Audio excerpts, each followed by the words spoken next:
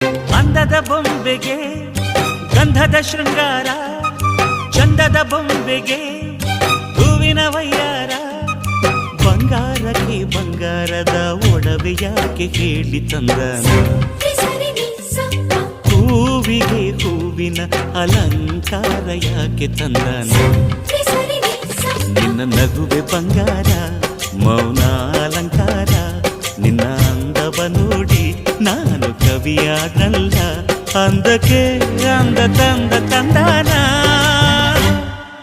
ಅಂದದ ಬೊಂಬೆಗೆ ಗಂಧದ ಶೃಂಗಾರ, ಚಂದದ ಬೊಂಬೆಗೆ ಹೂವಿನ ವಯ್ಯಾರ.